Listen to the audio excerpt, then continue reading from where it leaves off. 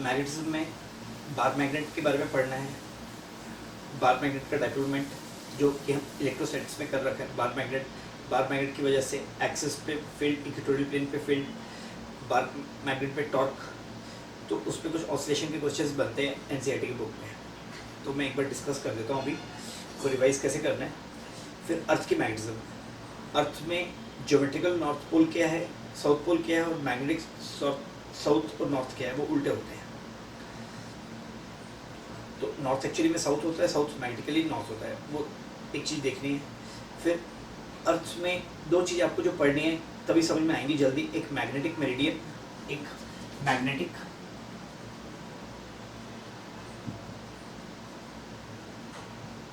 Meridian, एक magnetic meridian पढ़ना है, और एक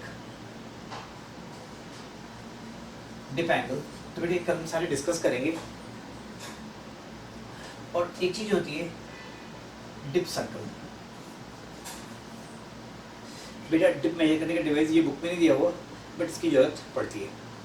तो ये सारी चीज़ें हमने पढ़ रखी है पहले। मैग्नेटिज्म में कुछ नया नहीं पढ़ना, सिर्फ नए सिचुएशंस देखनी है, नए सिचुएशंस देखनी है। मैग्नेटिज्म का दूसरा पार्ट होगा मैग्नेटिक मटेरियल्स।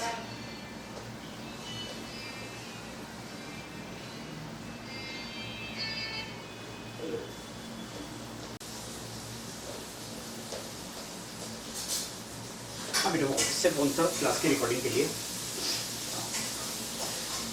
तो मेरे डिप सर्कल से मैग्नेटिज्म का जो दूसरा पार्ट रहेगा, ferromagnetism, paramagnetism, diamagnetism, para magnetism,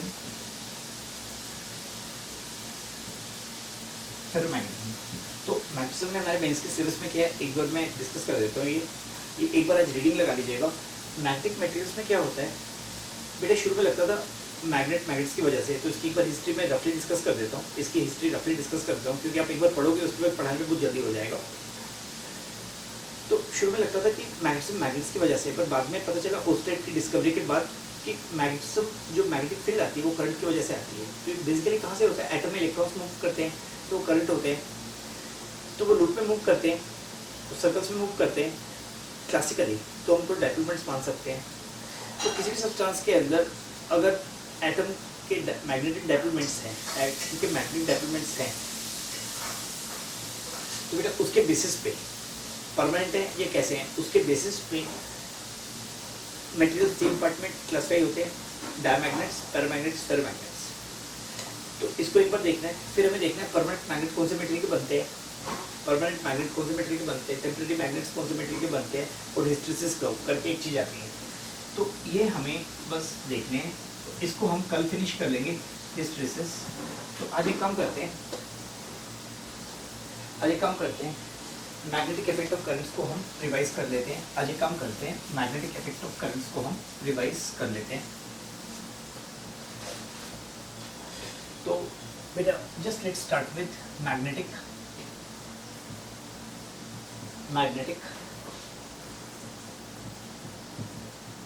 effects of current. पहले एक्सप्रेशन लेते हैं बेटा, इसको एग्जांपल पे कर लेते हैं। A charge Q is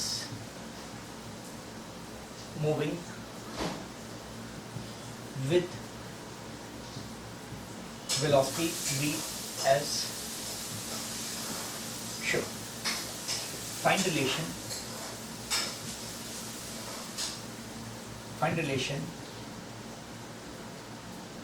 between its electrostatic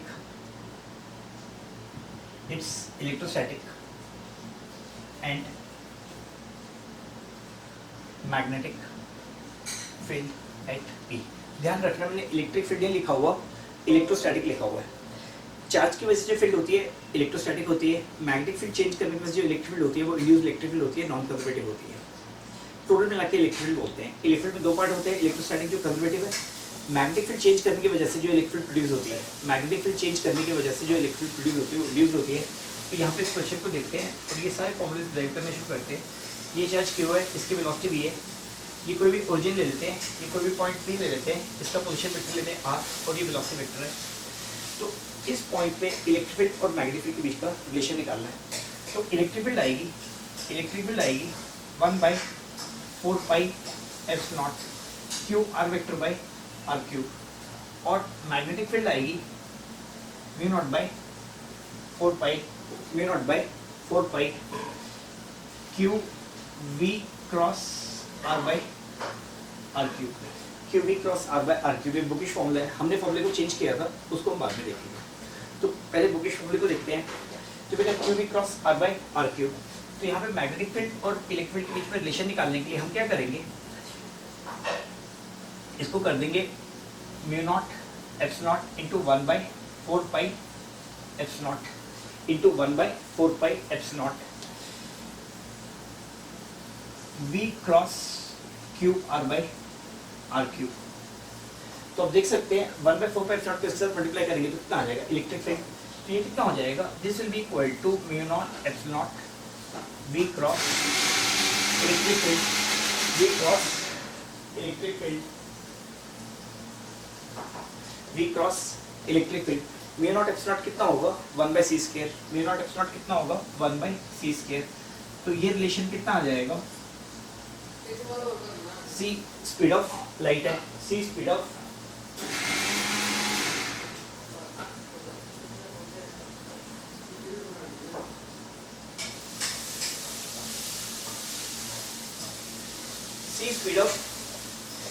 speed of light. तो कई बार क्या लिया जा सकता है, कोई भी चार्ज की वजह से इलेक्ट्रिक फील्ड दी हुई है, मैग्नेटिक फील्ड निकालनी है, तो इस फॉर्मूले से बहुत इजी हो जाएगा, इस फॉर्मूले से बहुत इजी हो जाएगा। तो बेटा इनकी कुछ बेसिक प्रॉपर्टीज पे क्वेश्चंस ले लेते हैं, इनकी कुछ बेसिक प्रॉपर्टीज पे क्वेश्चन ले लेते हैं जो एकदम फॉर्मूला बेस्ड है। तो अगर आपको किसी भी चार्ज की इलेक्ट्रिक फील्ड दी हुई है, अगर वो मूव कर रहा है, मैग्नेटिक फील्ड कैसे आएगी, v cross e by c square.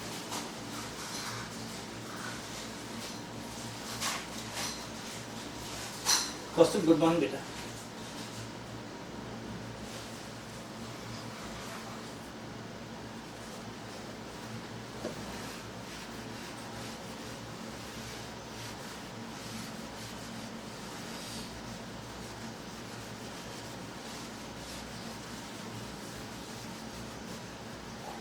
ये क्वेश्चंस पहले भी किए हुए हैं, एक बार रिवाइज कर लेते हैं क्योंकि काफी इंपॉर्टेंट है। Two identical charges are moving, two identical charges are moving with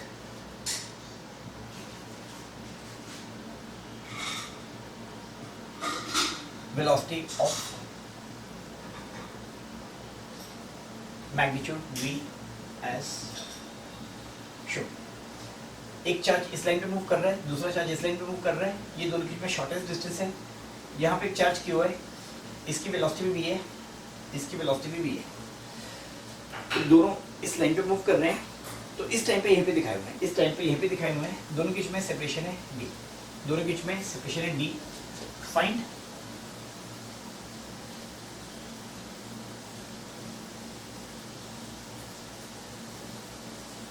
electrostatic and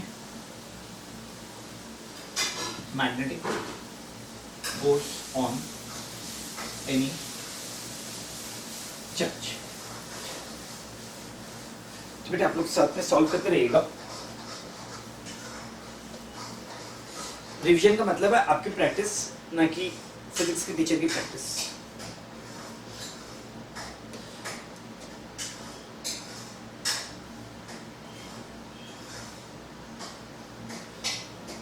तो बेटा दोनों की जो इलेक्ट्रोस्टैटिक फोर्स पड़ेगी, इलेक्ट्रोस्टैटिक फोर्स पड़ेगी ऐसे, F इलेक्ट्रोस्टैटिक तो सीधे आ जाएगी, रिपल्शन की पड़ेगी, F इलेक्ट्रोस्टैटिक तो रिपल्शन की पड़ेगी। ये कितनी आ जाएगी 1/4 pi epsilon, 1/4 pi epsilon q square by d square.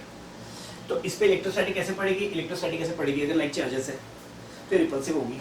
अभी मैग्नेटिक निकालनी है, उसका फॉर्मूला में पता है q cross b, q v cross b। तो इसकी वजह से मैग्नेटिक फील्ड निकालेंगे, q v क्रॉस आर, बेटा ये आएगा आर वेक्टर, ये आएगा वी, वी क्रॉस आर। तो इसकी वजह से यहाँ पे मैग्नेटिक फील्ड होगी वो इस तरह से होगी, हमने दूसरे मेथड से भी किया था। तो वी और ये आर वेक्टर, तो ये सोर्स है, यहाँ पे मैग्नेटिक फील्ड निकालनी है, तो पोजीशन वेक्टर ऐसे आएगा वी क्रॉस आर, वी और आर के परपेंडिकुलर आएगा तो बोर्ड के बाहर आएगा वी क्रॉस आर, तो मैग्नेटिक फील्ड होगी ऐसे। तो मैग्नेटिक फील्ड कितनी आएगी, मैग्नेटिक फील्ड आएगी 1/4 pi epsilon naught q v cross r by r cube. V और आर के बीच में एंगल 90 है, तो साइन 90 1 हो जाएगा, q v cross r by r cube, r r कटेगा तो कितना आ जाएगा q v by r square. तो मैग्नेटिक फील्ड यहाँ पे आएगी इतनी, तो मैग्नेटिक फील्ड इतनी है v cross b, v cross B, force नीचे की तरफ आएगी, तो इस पर मैग्नेटिक फोर्स कैसे आएगी नीचे की तरफ, वी और बी के बीच में एंगल कितना है 90, तो ये मैग्नेटिक फोर्स हो जाएगी, तो ये मैग्नेटिक फोर्स आ जाएगी क्यू वी इंटू बी, तो ये आ जाएगा 1/4 pi epsilon q v q square v square by d square, q square v square by d square. तो ये म्यू नॉट आएगा, ये म्यू नॉट आएगा, ये म्यू नॉट आएगा। अब एक काम करते हैं, magnetic force by electrostatic force का रेशियो देखते हैं, magnetic force by electrostatic force की देखते हैं। तो बेटा ऊपर वी स्क्वायर बचेगा, म्यू स्क्वायर आएगा और ऊपर एप्सिलॉन आएगा, तो ये आ जाएगा, ये आ जाएगा v square by c square, ये आ जाएगा v square by c square. तो मैग्नेटिक फोर्स को इलेक्ट्रिक फोर्स से डिवाइड करेंगे तो ऊपर कितना आ जाएगा mu naught epsilon, mu naught epsilon और वी स्क्वायर, बाकी सब कैंसिल हो जाएगा। तो म्यू नॉट एप्सिलॉन कितना होता है 1/c स्क्वायर, क्योंकि c कितना आएगा 1/√μ नॉट एप्सिलॉन। तो यहाँ पे देख सकते हैं कोई तो चार्जेस मूव कर रहे हैं, जो मैग्नेटिक फोर्स एग्जर्ट करेंगे दूसरे पे वो काफ़ी कम होगी और इलेक्ट्रोस्टैटिक बहुत ज़्यादा होगी। तो इनकी ट्रैजेक्टरी पूछी जा सकती है, ये डाइवर्ज करेंगे दोनों, या पास आएंगे, पास तो नहीं आ सकते स्ट्रेट लाइन में। तो किसी भी पार्टिकल की, तो ये दोनों स्ट्रेट लाइन में कब मूव करेंगे, जब दोनों की वेलोसिटी लाइट की स्पीड के बराबर होगी, तभी फोर्सेस बैलेंस करेंगी। तो इसका मतलब सिंपल सा है। अब मेरी बात को ध्यान से सुनना, ये क्वेश्चंस कभी पूछे जा सकते हैं, कैथोड रे बीम के ऊपर क्वेश्चंस आते हैं। ये इलेक्ट्रॉन की बीम को, ये इलेक्ट्रॉन की बीम को हम वी वेलोसिटी से फेंकते हैं, तो ये क्या बीम का क्रॉस सेक्शन सेम रहता है या बढ़ता है। तो कैथोड रे की बीम को, बड़ा कॉमन सा क्वेश्चन है, कैथोड रे की बीम को जब भी हम शूट करते हैं तो हम हर बुक में मान के चलते हैं उसका क्रॉस सेक्शन सेम है, ऐसा नहीं है। ये क्वेश्चन बिल्कुल उसी के लिए है। तो सारे इलेक्ट्रॉन्स पे रिपल्शन होती है इलेक्ट्रोस्टैटिक और मैग्नेटिक अट्रैक्शन होगी, मैग्नेटिक अट्रैक्शन होगी, अट्रैक्शन वीक होगी तो क्या करेंगे, दूर जाएंगे। तो इसका मतलब कोई भी कैथोड रे की बीम का क्रॉस सेक्शन बढ़ता जाता है, किसी भी कैथोड रे की बीम का क्रॉस सेक्शन बढ़ता जाता है, इस बात पे ध्यान दीजिएगा, किसी भी कैथोड रे की बीम का क्रॉस सेक्शन बढ़ता जाएगा।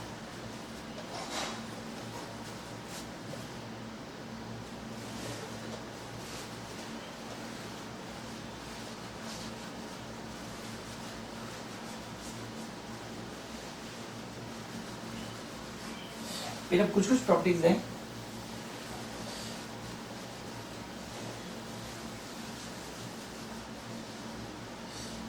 कुछ प्रॉपर्टीज हैं यहाँ पे देखना। Magnetic field because of charge and magnetic field because of current. Magnetic field because of charge, ये कोई भी चार्ज क्यों है, इसकी वेलोसिटी भी है इस पॉइंट पे जिसका पोजीशन वेक्टर आर है, तो यहाँ पे मैग्नेटिक फील्ड आएगी बी आएगा μ0/4 pi q v cross r by r cube. कोई भी इनफाइनाइट करंट कैरिंग वायर है, इनफाइनाइट करंट कैरिंग वायर है, इसकी वजह से जो मैग्नेटिक फील्ड आएगी आर डिस्टेंस पे वो अंदर की तरफ आएगी और उसकी वैल्यू होगी μ0/4 पाई 2I/r। अब हमें पता है अगर, तो ये फील्ड कौन से फ्रेम से निकाली जा रही है, अब फ्रेम डिपेंडेंसी देखेंगे। अब हम फ्रेम की डिपेंडेंसी देखेंगे। अगर मैं ग्राउंड फ्रेम में हूँ तो ये मैग्नेटिक फील्ड है यहाँ पे, तो मैं इसकी वेलोसिटी भी देख रहा हूँ, तो मैं इसकी वेलोसिटी भी देख रहा हूँ। अगर मैं भी v से मेजर करना शुरू कर दूँ, अगर मैं भी v से जाना शुरू कर दूँ, तो इस चार्ज पार्टिकल इसमें देखूंगा रेस्ट में, तो इसके द्वारा मैग्नेटिक फील्ड जीरो आएगी, इसके द्वारा मैग्नेटिक फील्ड जीरो आएगी, क्योंकि मैं इसकी वेलोसिटी कितनी देख रहा हूँ, जीरो। तो इसका मतलब चार्ज जब भी मूव कर रहा है इसकी मैग्नेटिक फील्ड तो फ्रेम डिपेंडेंट है। अब यहाँ पे देखते हैं कंडक्टर के अंदर, ये कंडक्टिंग वायर है, आयंस रुके हुए हैं और इलेक्ट्रॉन्स मूव कर रहे हैं। अगर मैं इलेक्ट्रॉन्स के साथ मूव करना शुरू कर दूं तो इलेक्ट्रॉन्स रुके दिखाई देंगे, पॉजिटिव चार्ज उतना होगा, उल्टा मूव करेगा तो करंट सेम आएगा। तो जो कंडक्शन करंट होता है वो हर फ्रेम में सेम होता है, करंट वायर में हर फ्रेम में सेम आएगा। तो जो मैग्नेटिक फील्ड है किसी करंट कैरिंग वायर की, वो फ्रेम इंडिपेंडेंट है, वो फ्रेम इंडिपेंडेंट है। तो यहाँ पे मैं अगर अलग अलग वेलोसिटी से जाऊंगा, अगर यहाँ पे मैं अलग अलग वेलोसिटी से जाऊंगा तो मैग्नेटिक फील्ड अलग अलग आएगी। तो यहाँ पे एक क्वेश्चन लेते हैं, तो बेटा यहाँ पे नोट करते हैं, note magnetic field due to moving charge is frame dependent. बेटा अगर आपको याद हो, मैंने करंट्स को दो टाइप में बोला था, कन्वेक्शन और कंडक्शन। कन्वेक्शन करंट में सिस्टम पे नेट चार्ज जीरो नहीं होता, सिस्टम पे नेट चार्ज जीरो नहीं होता। जब भी कंडक्शन करंट है, फॉर एग्जांपल कोई भी चार्ज मूव कर रहा है, सिस्टम पे नेट चार्ज जीरो नहीं है, ये कंडक्शन करंट है। कोई भी एक चार्ज वायर है, चार्ज पेंट लेंथ लैम्डा, इसको v वेलोसिटी से लेके जाओ, इसका करंट कितना आएगा लैम्डा v, इसका करंट कितना आएगा लैम्डा v। चार्ज भी है तो इसकी इलेक्ट्रिक फील्ड भी है, इसकी इलेक्ट्रिक फील्ड भी है और मैग्नेटिक फील्ड भी है। इस तरह के करंट जिसमें नेट चार्ज जीरो ना हो, कंडक्शन करंट बोलते हैं। इसकी इलेक्ट्रिक फील्ड भी आती है और मैग्नेटिक फील्ड भी आती है। कंडक्टिंग वायर लेते हैं, कंडक्टिंग वायर लेते हैं बेटा, इसमें हर यूनिट वॉल्यूम में जितना पॉजिटिव चार्ज है उतना नेगेटिव चार्ज है, तो नेट चार्ज तो जीरो है, इसकी इलेक्ट्रिक फील्ड नहीं आएगी, इसकी इलेक्ट्रिक फील्ड नहीं आने वाली है, इसकी सिर्फ मैग्नेटिक फील्ड आएगी, इसकी सिर्फ मैग्नेटिक फील्ड आएगी। ये कंडक्शन करंट है, कंडक्शन करंट में इलेक्ट्रिक फील्ड नहीं होती, सिर्फ मैग्नेटिक फील्ड रहती है और नेट चार्ज जीरो रहता है। तो यहाँ पे करंट हर फ्रेम में सेम आएगा। तो ध्यान रखिएगा, जब भी कन्वेक्शन करंट है उसकी मैग्नेटिक फील्ड फ्रेम पे डिपेंड करती है।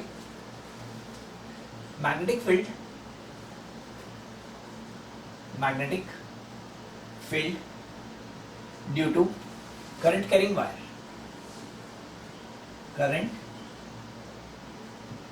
Carrying wire is frame independent. अब सारी चीज़ों को छोड़ के हम एक दूसरी चीज़ पे चलते हैं। इलेक्ट्रोस्टैटिक फोर्स करके कुछ नहीं होती, मैग्नेटिक फोर्स करके कुछ नहीं होती। जब भी चार्ज मूव कर रहा होता है वो एक इलेक्ट्रिक फील्ड भी क्रिएट करता है, मैग्नेटिक फील्ड भी क्रिएट करता है। जब दो चार्जेस मूव कर रहे होते हैं, एक चार्ज की वजह से इलेक्ट्रिक और मैग्नेटिक फील्ड दूसरी होती है, दोनों प्रोड्यूस होती है। किसी भी चार्ज की वजह से इलेक्ट्रिक फील्ड और मैग्नेटिक फील्ड दोनों प्रोड्यूस होती है, तो दूसरे चार्ज पे इलेक्ट्रिक और मैग्नेटिक फोर्स दोनों पड़ती है, तो हम टोटल क्या बोलते हैं, इलेक्ट्रोमैग्नेटिक फोर्स। तो जब भी मूविंग चार्ज है उस पर जो नेट फोर्स पड़ती है वो इलेक्ट्रोमैग्नेटिक होती है, इसको लॉरेंट्ज बोलते हैं। उसको क्या बोलते हैं, लॉरेंट्ज फोर्स। तो यहाँ पे लिख देते हैं net force on moving charge. ये कौन सी फोर्स होती है, इसको हम बोलते हैं लॉरेंट्ज फोर्स। ये कितनी आती है, q e plus q e cross B. तो बेटा पृथ्वी में चार तरह की अभी तक नॉन फंडामेंटल फोर्सेस हैं। ग्रेविटेशनल, जो हर फ्रेम में सेम आती है, ग्रेविटेशन फोर्स, इलेक्ट्रोमैग्नेटिक फोर्स। ध्यान रखिएगा, फंडामेंटल फोर्स का मतलब होता है they are same in all frames. Fundamental force का मतलब होता है they are same in all frames. तो दो फोर्स पढ़ना बाकी है, एक न्यूक्लियर और एक वीक, एक न्यूक्लियर और एक वीक। न्यूक्लियर होती है न्यूक्लियॉन्स के बीच में, वीक होती है न्यूक्लियॉन्स के अंदर, वीक होती है न्यूक्लियस के अंदर। तो उस पर हमें जानना नहीं जब तक मॉडर्न फिजिक्स ना पढ़े। बाकी हर जगह में सिर्फ दो ही फोर्स पढ़नी है, इलेक्ट्रोमैग्नेटिक, नॉर्मल रिएक्शन, फ्रिक्शन, ये सारे इलेक्ट्रोमैग्नेटिक फोर्सेस हैं। नॉर्मल रिएक्शन, फ्रिक्शन, ये सारी इलेक्ट्रोमैग्नेटिक फोर्सेस हैं। तो मेरी बात को ध्यान से सुनना, क्योंकि इसकी एक दो एप्लीकेशंस मेंस में भी आएंगी और एडवांस में भी आती है। तो इलेक्ट्रोमैग्नेटिक फोर्स हर फ्रेम में सेम आएगी, इलेक्ट्रोमैग्नेटिक फोर्स हर फ्रेम में सेम आएगी। तो इसके लिए क्वेश्चन देता हूँ मैं यहाँ पे,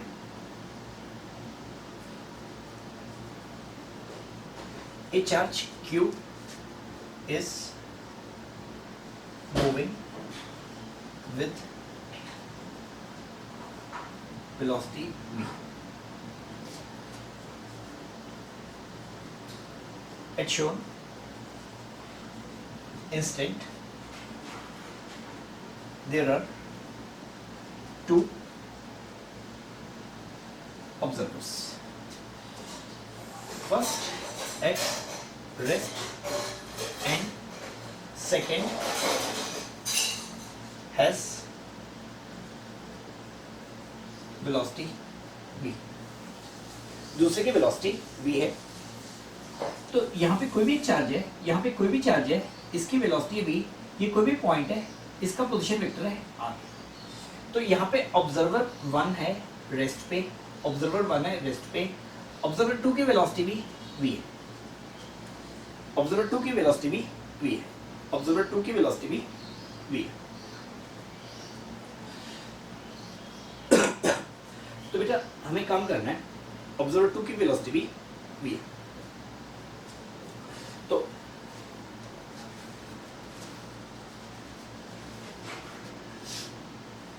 तो बेटा यहां पे आप ये निकालेगा, find magnetic field at P due to measured bye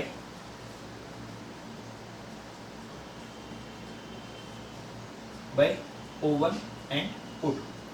तो बेटा O1 तो जितनी है उतनी मेजर करेगा, O2 कितनी करेगा 0, O2 कितनी करेगा 0।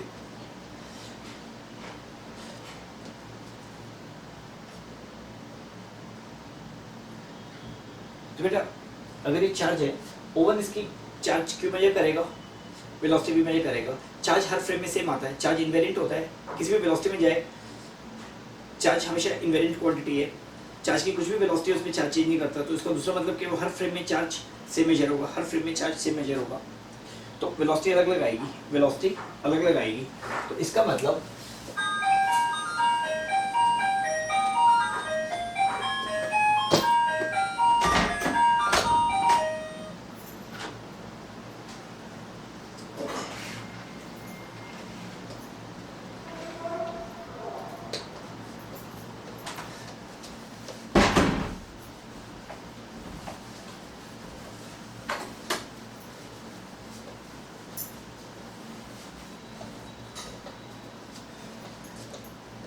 तो O1 तो रेस्ट में है, O1 कितनी मैग्नेटिक फील्ड मेजर करेगा, V will be equal to mu naught by 4 pi q V cross R by R cube.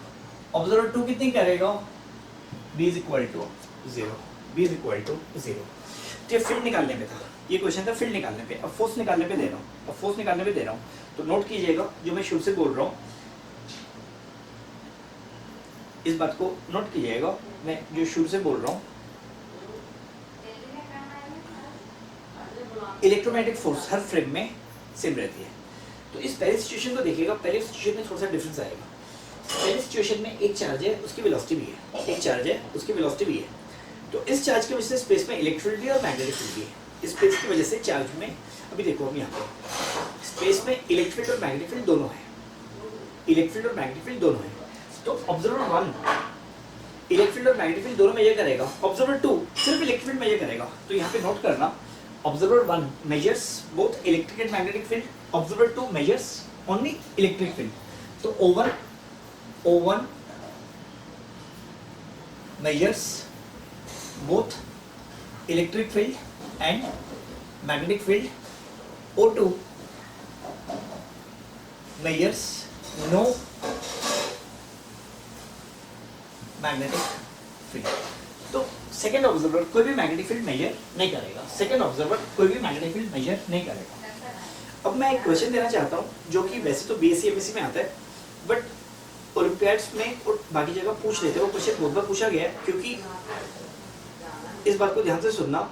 एक टॉपिक है रिलेटिविटी, एक टॉपिक है रिलेटिविटी कि मैग्नेटिक फील्ड हर एक अलग अलग फ्रेम में मेजर करनी है, उसके लिए हमें रिलेटिविटी पढ़नी होती है। बट एक दो क्वेश्चंस हमारे सिलेबस के अंदर ही है, एक दो क्वेश्चंस हमारे सिलेबस के अंदर ही, तो वो डिस्कस करूंगा। बड़े सिंपल से क्वेश्चंस होते हैं। तो मैग्नेटिक फील्ड हर फ्रेम में अलग अलग आएगी, तो इसको मेजर कैसे करना है तो ध्यान रखिएगा। उसकी थ्योरी हमारे सिलेबस में है। फंडामेंटल फोर्स हर फ्रेम से सेम आती है, फंडामेंटल फोर्स हर फ्रेम से सेम आती है। तो मैं एक सिचुएशन डिस्कस करता हूँ, बाद में क्वेश्चन फॉर्म करके दूंगा। बेटा इस स्पेस में एक मैग्नेटिक फील्ड है, कोई भी इलेक्ट्रिक फील्ड नहीं है। इस स्पेस में, तो मैं बाद में लिख के दूंगा, इस स्पेस में एक मैग्नेटिक फील्ड है, कोई भी इलेक्ट्रिक फील्ड नहीं है। अब एक चार्ज रखते हैं तो इसकी वजह से इलेक्ट्रिक फील्ड भी आएगी। अब एक चार्ज रखते हैं, इसकी वजह से इलेक्ट्रिक फील्ड भी आएगी। अब इस बात को ध्यान से सुनते जाना। एक चार्ज रखते हैं, इसकी वजह से इलेक्ट्रिक भी आएगी। इस चार्ज को वेलोसिटी देते हैं, इस चार्ज को वेलोसिटी देते हैं। अब स्पेस में इस चार्ज की वजह से इलेक्ट्रिक भी आएगी, इस चार्ज की वजह से मैग्नेटिक फील्ड भी आएगी। बट इस चार्ज पे जो फोर्स पड़ेगी सिर्फ इस मैग्नेटिक फील्ड की पड़ेगी। तो स्पेस में क्या हो जाएगा, एक एक्स्ट्रा मैग्नेटिक फील्ड रहेगी, इस चार्ज की भी मैग्नेटिक फील्ड रहेगी, इस चार्ज की भी इलेक्ट्रिक फील्ड रहेगी। बट इस चार्ज पे फोर्स, कोई भी चार्ज अपनी इलेक्ट्रिक फील्ड से खुद को फोर्स नहीं दे सकता, कोई भी चार्ज अपनी मैग्नेटिक फील्ड से खुद को फोर्स नहीं दे सकता। तो इसमें जो पड़ेगी सिर्फ मैग्नेटिक फोर्स पड़ेगी, इसमें जो पड़ेगी सिर्फ मैग्नेटिक फोर्स पड़ेगी। तो मैं क्वेश्चन पूछूंगा, इस चार्ज पे इलेक्ट्रिक फील्ड जीरो है, इस चार्ज पे इलेक्ट्रिक फील्ड जीरो। मेरी बात को ध्यान से सुनना, ये क्वेश्चन कराया हुआ है बट पूरी डिटेल्स में गया नहीं, इस क्वेश्चन को कराया हुआ है बट पूरी डिटेल्स में गया नहीं। तो ये चार्ज जब भी v वेलोसिटी से मूव कर रहा होगा, अब स्पेस में कहीं पे भी एक मैग्नेटिक फील्ड होगी मूविंग चार्ज की वजह से, एक इलेक्ट्रिक फील्ड होगी मूविंग चार्ज की वजह से, और ये होगी मैग्नेटिक फील्ड। बट चार्ज की लोकेशन पे एक्सटर्नल मैग्नेटिक फील्ड रहेगी, चार्ज की लोकेशन पे ये एक्सटर्नल मैग्नेटिक फील्ड ही रहेगी। तो अब मैं क्वेश्चन को ध्यान से पढ़ना और ध्यान से उत्तर दीजिएगा, क्योंकि कई बार हम बहुत सारी चीजें डिस्कस करते हैं, उसके बेसिक्स में नहीं जाते हैं, उसके बेसिक्स में नहीं जाते हैं। वो कोई एक आधा बच्चा होता है 15-20 दिन बाद पूछता है, अच्छा सर ये इसको ऐसे करते तो क्या होता। तो बेटा पढ़ना एक अलग बात है, ऑब्जर्व करना अलग बात है। तो यहां पे हम लिखते हैं there is uniform magnetic field, there is uniform magnetic field in space as shown. There is uniform magnetic field B naught in space as shown. तो एक यूनिफॉर्म मैग्नेटिक फील्ड बोर्ड के परपेंडिकुलर है, a charge q has velocity v। तो यहाँ पे कोई भी charge q है, इसकी वेलोसिटी है v, इसकी वेलोसिटी है v। तो बेटा यहाँ पे एक ऑब्जर्वर है रेस्ट पे, एक ऑब्जर्वर है रेस्ट पे, एक दूसरा ऑब्जर्वर है, इसकी भी वेलोसिटी है v, इसकी भी वेलोसिटी है v। ये है रेस्ट पे, observer O1 is at rest and observer O2 has velocity v। अब एक काम करते हैं, पहला ऑब्जर्वर इस पे कितनी मैग्नेटिक फोर्स देखेगा QV क्रॉस B। पहला ऑब्जर्वर इस पे कितनी मैग्नेटिक फोर्स देखेगा QV क्रॉस B। अब ध्यान रखना, पहला ऑब्जर्वर इस पे कितनी मैग्नेटिक फोर्स देखेगा, ये चार्ज है, इसकी वजह से भी इलेक्ट्रोमैग्नेटिक फील्ड लेवल को खुद को फोर्स नहीं देगा। तो इसमें तो फोर्स पड़ेगी एक्सटर्नल मैग्नेटिक फील्ड की वजह से। तो क्योंकि स्पेस में इलेक्ट्रिक फील्ड है बट वो इलेक्ट्रिक फील्ड इस चार्ज की लोकेशन पे जीरो है, तो इसमें तो सिर्फ इलेक्ट्रिक फील्ड पड़ेगी।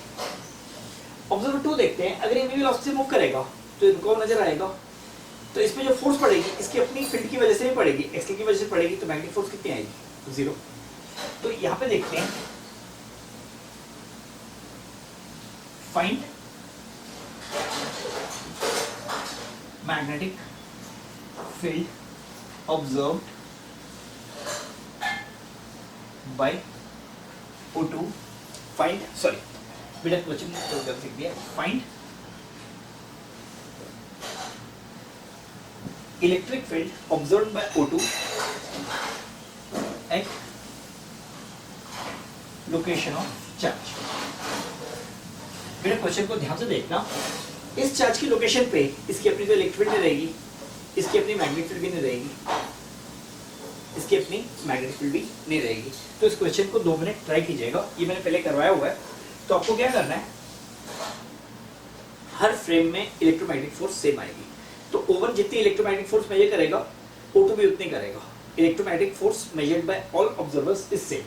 तो यहाँ पे सॉल्यूशन के लिए मैं हिंट दे देता हूँ, सॉल्यूशन के लिए हिंट दे देता हूँ। इलेक्ट्रोमैग्नेटिक फोर्स, इलेक्ट्रोमैग्नेटिक फोर्स बेटा इलेक्ट्रोमोटिव नहीं है, इलेक्ट्रोमोटिव नहीं है, electromagnetic force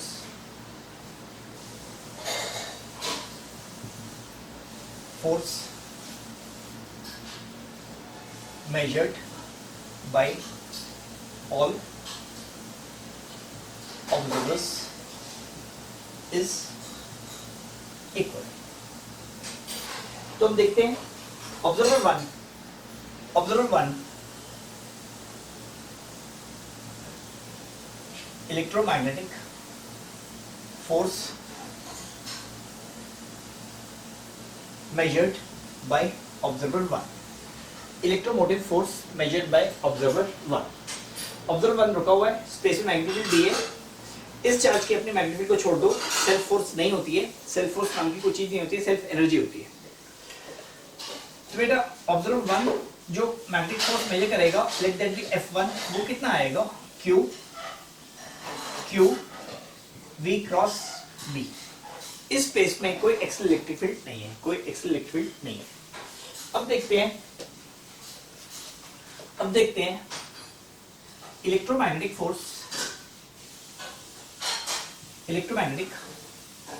force measured by O2। तो बेटा O2 कितने इलेक्ट्रोमैग्नेटिक फोर्स मेजर करेगा, O2 इसकी कितनी वेलोसिटी मेजर करेगा, 0। तो मैग्नेटिक पार्ट तो मेजर नहीं करेगा, तो ये लॉरेंट फोर्स आएगी। तो यहाँ पे मैग्नेटिक पार्ट का इलेक्ट्रिक तो था 0, लॉरेंट फोर्स मेजर करेगा। तो ये मैग्नेटिक पार्ट कितना करेगा, 0, बट इलेक्ट्रोमैग्नेटिक तो 0 नहीं है, तो ये कितना करेगा, ये करेगा Q 0 वेक्टर क्रॉस B। अब यहाँ पे मैं थोड़ा B डैश मान लेता हूँ क्योंकि गड़बड़ हो जाएगी, क्योंकि अब अगर फ्रेम चेंज करते हो तो मैग्नेटिक फील्ड अलग मेजर करते हो, इलेक्ट्रिक फील्ड अलग मेजर करते हो। तो अब जब फ्रेम चेंज करते हो तो मैग्नेटिक फील्ड अलग मेजर करते हो, इलेक्ट्रिक फील्ड अलग मेजर करते हो। मैं ये देखना चाह रहा हूँ उसे मेजर कैसे करना है, तो मैं B डैश लिख देता हूँ प्लस। तो बेटा ये तो आ जाएगा 0, बट इसके द्वारा मेजर की फोर्स सेम है, तो मैग्नेटिक पार्ट तो 0 मेजर करता है, तो इसका मतलब इसको इलेक्ट्रिक पार्ट मेजर करना पड़ेगा। तो इसका सीधा मतलब ये निकलता है, इन्फ्लुएंस ये निकलती है, क्योंकि इस पे नेट फोर्स तो 0 नहीं मेजर करेगा, नेट फोर्स तो इतनी करेगा। तो अगर मैग्नेटिक पार्ट 0 मेजर कर रहा है तो कुछ इलेक्ट्रिक पार्ट करेगा, तो वो कितना हो जाएगा, Q टाइम्स E। तो इसका मतलब this fellow will start measuring electric field, तो find the electric field observed by O2 at location of charge. तो यहाँ पे लिख सकते हैं, तो जिसका मतलब आएगा E is electric field measured by O2, electric field measured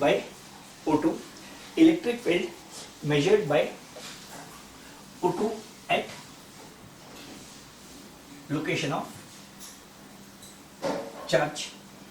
तो बेटा इसका मतलब कितना आ जाएगा, Q इंटू E कितना आ जाएगा, Q V क्रॉस B। इसका मतलब इलेक्ट्रिक फील्ड कितनी आ जाएगी, V cross B।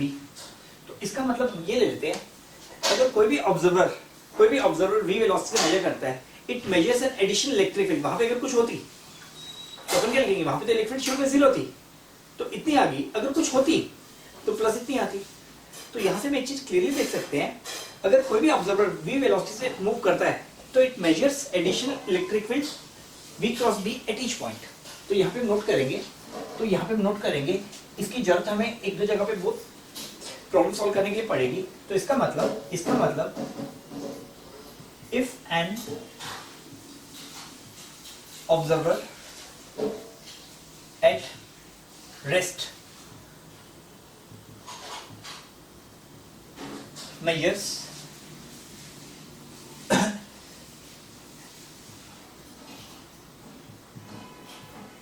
electric field E naught and electric field E naught and magnetic field B naught। तो अगर कोई भी ऑब्जर्वर रेस्ट पे electric field E naught measure कर रहा है और magnetic field B naught measure कर रहा है, if observer now moves with velocity V, it is measuring electric field, it will measure an electric field, it will measure an electric field, it will measure an electric field, E will be equal to E naught plus V cross B naught। तो अगर आप V velocity से move करना शुरू करते हो तो आप एडिशनल इलेक्ट्रिक फील्ड मेजर करते हो V क्रॉस B, तो आप एक एडिशनल इलेक्ट्रिक फील्ड मेजर करते हो V क्रॉस B।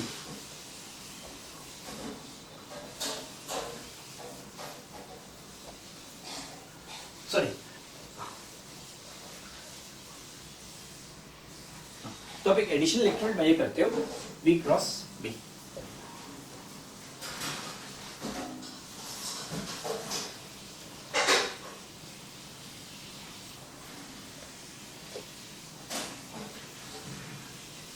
तो मैं एक क्वेश्चन देता हूँ, यहाँ पे एक क्वेश्चन देता हूँ।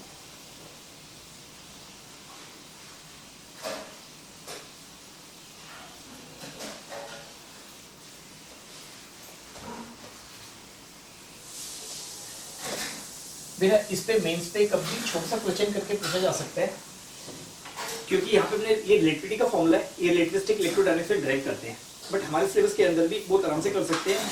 और ये ओलंपियाड्स में और बाकी जगह पे 11th-12th में पूछते हैं।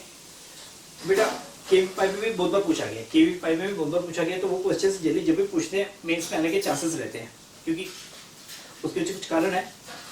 तो वहाँ पे जो जो क्वेश्चन ज़्यादा डिस्कस किए गए होते हैं, तो वो हमें यहाँ पे डिस्कस करना बहुत जरूरी रहता है।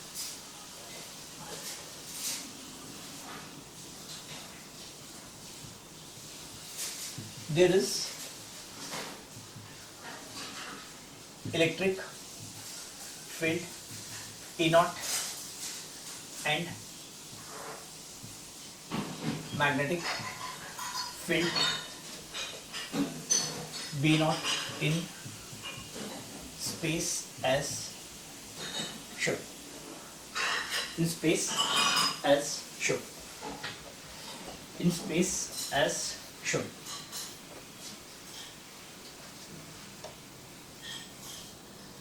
तो बेटा ये एक्स एक्सिस है, ये वाई एक्सिस है, यहाँ पे इलेक्ट्रिक फील्ड E0 है और यहाँ पे मैग्नेटिक फील्ड B0 है। एक ऑब्जर्वर है ओरिजिन पे, एक ऑब्जर्वर है ओरिजिन पे।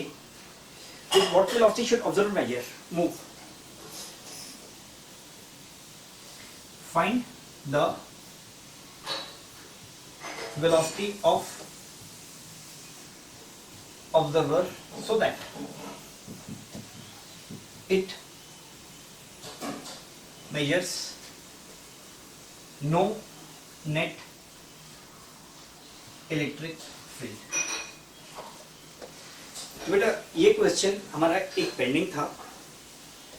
अब मेरी बात को ध्यान से सुनना। एक क्वेश्चन मैंने इलेक्ट्रिक फील्ड और मैग्नेटिक फील्ड में मोशन ऑफ चार्ज पार्टिकल्स का लिया था और बोला था उसका एक बहुत ही इजी सॉल्यूशन है, तो हल कैसे करा दिया था। तो उसको एक बार डिटेल्स में करते हैं, क्योंकि वो क्वेश्चन तो हम करेंगे नहीं अभी, वो क्वेश्चन तो करेंगे नहीं, पर उसके छोटे छोटे पार्ट्स मेंस के लिए बहुत इंपॉर्टेंट है।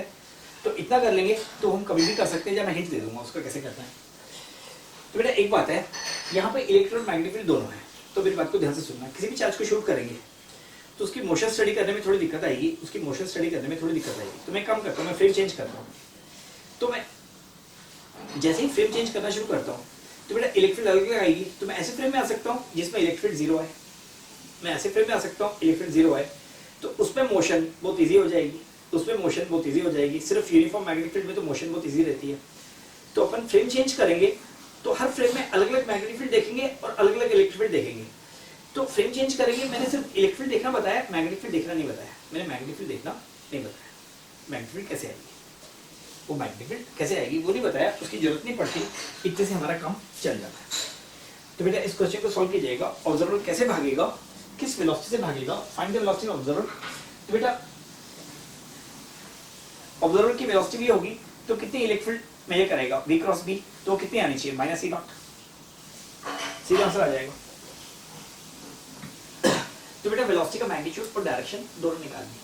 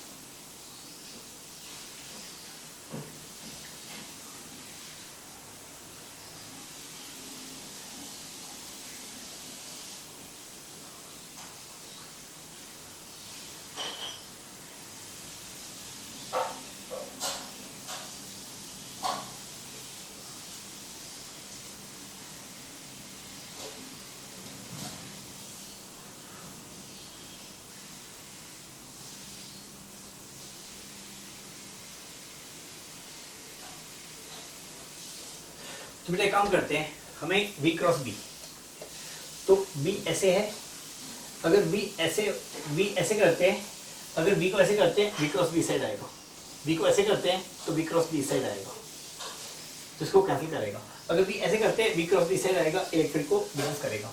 ये x एक्सिस है, ये y एक्सिस है। Let VB equal to V naught J cap, V naught J cap. तो यहाँ पे magnetic field, initial magnetic field कितनी है, B नॉट, बेटा ये x, ये y, ये z माइनस, तो यहाँ पे शुरू में जो ओरिजिनल मैग्नेटिक फील्ड है वो कितनी है, B नॉट K कैप। बेटे x एक्सिस, ये y एक्सिस, z एक्सिस ऊपर की तरफ आएगा, तो मैग्नेटिक फील्ड होगी इतनी। तो एडिशनल इलेक्ट्रिक फील्ड, तो यहाँ पे लिखते हैं additional electric field measured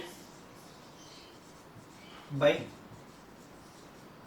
observer will be equal to V cross B, J cross K, I cap आएगा, J cross K, I cap आएगा, तो ये कितना हो जाएगा, minus V not B not I cap.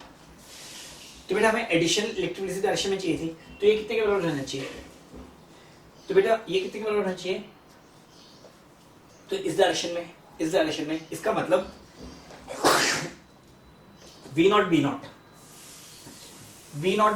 कितने के बराबर होना चाहिए, P नॉट। तो V नॉट कितना आएगा, E not by B not, और V कितना आएगा, E not by B not into J cap. तो ध्यान रखिएगा, अब जिस भी वेलोसिटी से भागेंगे जो इलेक्ट्रिक फील्ड प्रोड्यूस होगी वो उस वेलोसिटी के भी परपेंडिकुलर आएगी और एग्जिस्टिंग मैग्नेटिक फील्ड के भी परपेंडिकुलर आएगी। तो जो इलेक्ट्रिक फील्ड प्रोड्यूस होती है, अब फ्रेम चेंज करते हो, वो आपकी वेलोसिटी की वजह से होती है और एग्जिस्टिंग मैग्नेटिक फील्ड की वजह से होती है, तो अगर आप इस तरह से भागेंगे तो हमें सिर्फ मैग्नेटिक फील्ड दिखाई देगी, हर पॉइंट पे इलेक्ट्रिक फील्ड कितनी दिखाई देगी, 0। हर पॉइंट पे इलेक्ट्रिक फील्ड कितनी दिखाई देगी, 0। तो इसका मतलब हम फ्रेम चेंज करके इलेक्ट्रिक फील्ड को मैग्नेटिक फील्ड में कन्वर्ट कर सकते हैं और मैग्नेटिक फील्ड को इलेक्ट्रिक फील्ड में कन्वर्ट कर सकते हैं। तो अब एक फ्रेम में तो इलेक्ट्रिक और मैग्नेटिक फील्ड दोनों थी, अब एक फ्रेम में सिर्फ आपको मैग्नेटिक फील्ड दिखाई देगी, यानी कि आपने इलेक्ट्रिक फील्ड को नलीफाई कर दिया,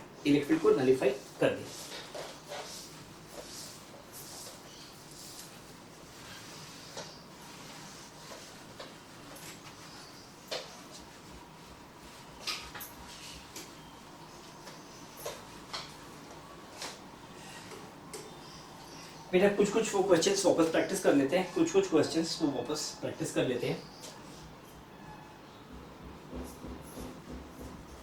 all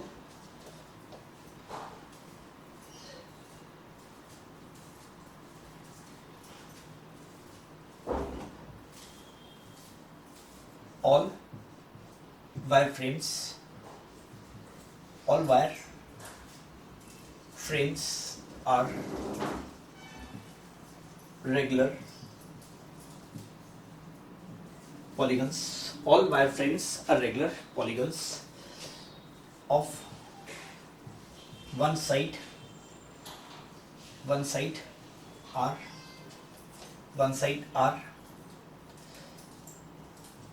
Find magnetic field at center of each polygon. तो बेटा ये इक्विलेटरल ट्रायंगल लेते हैं, इसमें करंट जा रहा है I, इसमें करंट जा रहा है I, ये साइड है R, ये फर्स्ट, इसमें जा रहा है I, ये साइड है R, ये सेकंड, और ये रेगुलर हेक्सागन। इसको जल्दी सॉल्व कीजिएगा, इसमें I और ये साइड है R। तो हमने दूसरी बात जो डिस्कस की थी, किसी भी करंट कैरिंग लूप की वजह से मैग्नेटिक फील्ड की डायरेक्शन बड़ी आराम से निकालनी है। तो बेटा आपको किस पे वर्कआउट करना है, मैग्नेटिक फील्ड की डायरेक्शन। करंट एक लूप में जा रहा है, तो अंदर हर पॉइंट पे, जब भी एक करंट कैरिंग लूप है, अंदर हर पॉइंट पे मैग्नेटिक फील्ड प्लेन के परपेंडिकुलर होगी। तो कुछ बातें याद रखनी है, करंट जिस भी प्लेन में है उस पूरी प्लेन में मैग्नेटिक फील्ड प्लेन के परपेंडिकुलर आएगी, करंट जिस भी प्लेन में है मैग्नेटिक फील्ड प्लेन के परपेंडिकुलर आएगी। तो करंट कैरिंग लूप है, अंदर मैग्नेटिक फील्ड सर्कुलेशन की डायरेक्शन में आएगी, बाहर ऑपोजिट डायरेक्शन में आएगी। तो अंदर हर पॉइंट पे हर एलिमेंट की वजह से मैग्नेटिक फील्ड सेम डायरेक्शन में आएगी, बाहर कुछ की वजह से एक में आएगी, कुछ की वजह से दूसरे में आएगी, बट नेट। तो किसी भी करंट कैरिंग लूप के लिए एरिया वेक्टर और डेवलपमेंट इस तरह से होता है। तो जो हम ईएमआई में कर रहे थे, करंट कैरिंग लूप के लिए एरिया वेक्टर कहाँ से आता है? रोटेशन से आता है। ये करंट जो रोटेट कर रहा है, एरिया वेक्टर जो लाइन स्वीप कर रहा है, एरिया वेक्टर की डायरेक्शन वहां से होती है। तो इलेक्ट्रिक फ्लक्स में एरिया वेक्टर की डायरेक्शन प्लेन की अपनी डिसाइड कर सकते हैं, बट करंट कैरिंग लूप में अगर मैग्नेटिक फ्लक्स निकालना हो तो एरिया वेक्टर सर्कुलेशन की डायरेक्शन में लिया जाता है। तो बेटा इन तीनों के आंसर्स जरा लिख दीजिएगा।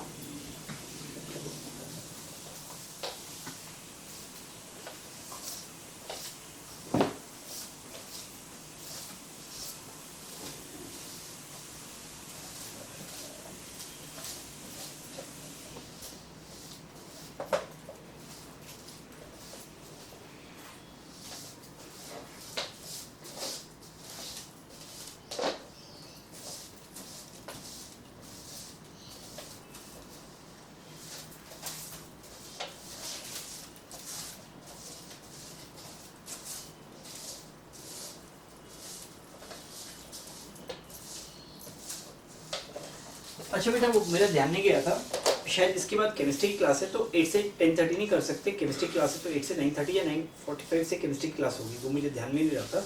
मैं सोचा था पूरी छुट्टियाँ पड़ रही हैं, क्लास नहीं होगी, तो शायद टाइम टेबल में देखा था उसके बाद केमिस्ट्री की क्लास है। अगर केमिस्ट्री की क्लास है तो 9:30 को स्टॉप कर देंगे। आज तो है, कल से मुझे पता नहीं है। अगर केमिस्ट्री की क्लास नहीं होगी तो कंटिन्यू करेंगे, केमिस्ट्री की क्लास है तो 9:30 को स्टॉप कर देंगे।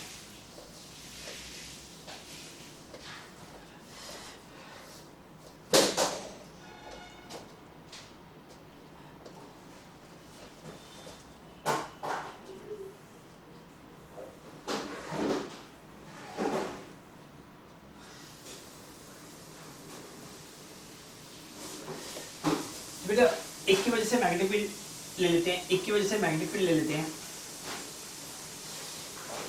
सबकी डायरेक्शन सेम आएगी तो कितना करेंगे? 3, उसमें कितना करेंगे? 4 टाइम्स, उसमें कितना करेंगे? 5 टाइम्स। तो बस पहले वाले के लिए करा देता हूँ। तो बेटा ये आएगा L इक्वल ट्राइंगल, ये आएगा L sin 60, और ये कितना आएगा? 1/3 of L sin 60, 1/3 of L sin 60। तो इस करंट कैरिंग वायर की वजह से यहाँ पे मैग्नेटिक फील्ड निकालनी है, यहाँ पे मैग्नेटिक फील्ड निकालनी है। तो देखते हैं ये एंगल कितना आएगा? 30 डिग्री। ये एंगल कितना आएगा? सॉरी, ये आएंगे दोनों 60 ईच, ये आएंगे दोनों 60 ईच, क्योंकि 120 120 120 ये आएंगे 60 ईच। तो बेटा यहाँ पे जो मैग्नेटिक फील्ड आएगी वो कितनी आएगी? μ0/4 pi I sin 60 plus sin 60 by this distance. तो कितना हो जाएगा? 2 sin 60 कितना हो जाएगा? 2 sin 60। अगर यहाँ से एंगल लोगे तो कॉस में आ जाएंगे, यहाँ से लोगे तो साइन में आएंगे, वहाँ से लोगे तो कॉस में आएंगे। मुझे हैबिट ऐसे लेने की है, तो यहाँ पे 2i sin 60 बाई ये डिस्टेंस कितना आ जाएगा? 1/3 ऑफ r। बेटा ये आएगा L, ये हमने लिया था r, ये कितना आ जाएगा? r sin 60, ये कितना आ जाएगा? r sin of 60। एक बार देख लेते हैं।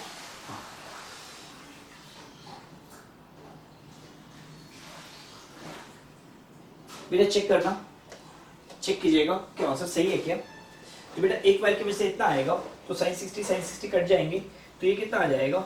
μ0/4 पाई 6i/r इंटू 3। बेटा 18i/r आ रहा है क्या? एक बार चेक करना। cos to e by b on positive y axis, हाँ सही है। बेटा ये आंसर कितना आ रहा है? एक बार मैंने कहीं कुछ गलती तो नहीं कर दी, एक बार चेक करना, मुझे थोड़ा डाउट पड़ रहा है। 60 कैसे हो गए? बेटा 2 sin थीटा, ये sin थीटा आ जाएगा μ0I/r। ये आ गया r, ये आ गया r sin 60, ये आ गया 1/3, तो sin 60 कट गए। हाँ sin 60 कट गए, तो एक बार की वजह से आएगा, ये हो जाएगा 3 टाइम्स, ये हो जाएगा 3 टाइम्स। ये तो बहुत इजीली हो जाएगा। ये कितना हो जाएगा r/2, ये कितना आ जाएगा 45 डिग्री, ये कितना आ जाएगा 45 डिग्री। तो यहाँ पे लिख देते हैं 4 times μ0/4 pi I sin 45 plus I sin 45 2I sin 45 degree divide by r/2 यहाँ पे कर देते हैं बेटा। ये आ जाएगा 30, ये आ जाएगा 30, ये आ जाएगा r, ये लेंथ भी सॉरी, ये आ जाएगा r, ये आ जाएगा r, और ये आएगा r sin 60, ये आएगा r sin 60। ये साइड आएगी r और ये आएगी r sin 60 क्योंकि ये एंगल 60 डिग्री है।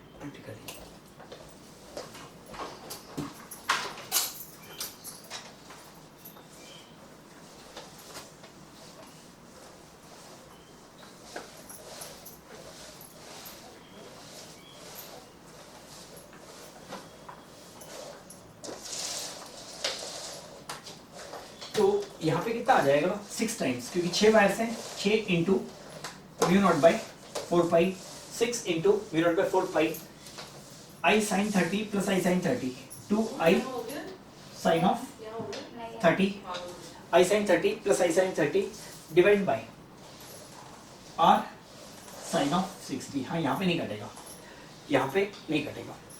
और बेटा हमने जो दूसरे क्वेश्चंस किए थे, तो ध्यान रखना करंट कैरिंग लूप में तो जब भी हम इस तरह की बात करते हैं यहाँ पे थोड़ी सी कंफ्यूजन हो जाती है। करंट कैरिंग लूप में कोई भी करंट कैरिंग लूप है, उसके अंदर मैग्नेटिक फील्ड सर्कुलेशन की डायरेक्शन में आएगी और यहाँ पे मैग्नेटिक फील्ड बाहर की तरफ आएगी, यहाँ पे मैग्नेटिक फील्ड बाहर की तरफ आएगी, बिल्कुल इलेक्ट्रिक डायपोल की तरह, बिल्कुल इलेक्ट्रिक डायपोल की तरह। इस पॉइंट को याद रखिएगा। बट अगर एक ट्रायंगुलर वायर फ्रेम है, एक ट्रायंगुलर वायर फ्रेम है जिसपे रेजिस्टेंस पर यूनिट लेंथ हर वायर की सेम है, अगर इसमें करंट ऐसे दिया गया है, इसमें करंट ऐसे दी गई है, ये सिंगल लूप सर्किट नहीं है बेटा। सिंगल लूप में ये किसी मल्टी लूप सर्किट का पार्ट है, तो ध्यान दीजिएगा, ये किसी मल्टी लूप सर्किट का पार्ट है, ये सिंगल लूप नहीं है। तो कई बोलते हैं ना इस सिंगल लूप सर्किट में अंदर मैग्नेटिक फील्ड निकालेगा। तो यहाँ पे हम इस क्वेश्चन को देख लेते हैं।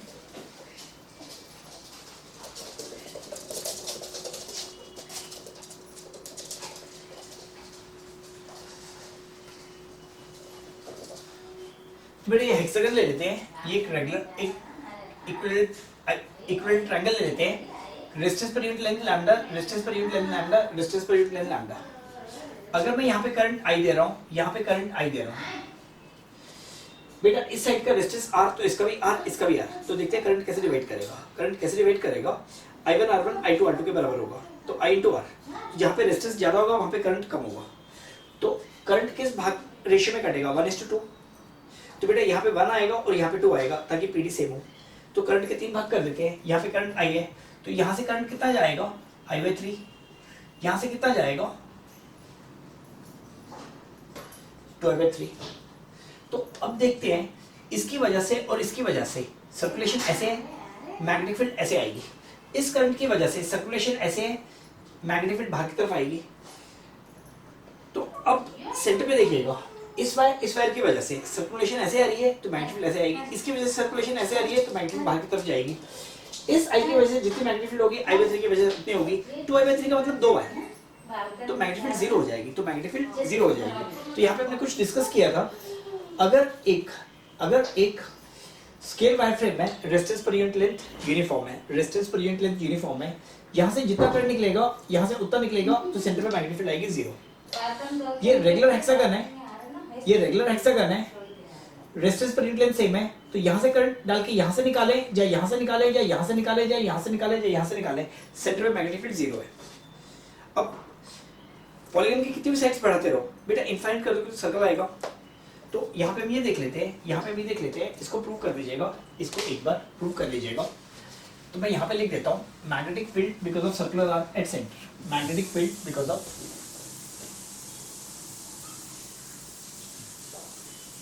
Magnetic field due to. बेटा मेंस के लिए और बोर्ड्स के लिए ये बहुत इंपॉर्टेंट पार्ट है। अब इसमें क्या बदमाशी करते हैं दुनिया भर में वो मैं डिस्कस करूंगा, क्योंकि इसमें सारे बच्चे फंस जाते हैं। मैग्नेटिक फील्ड ड्यू टू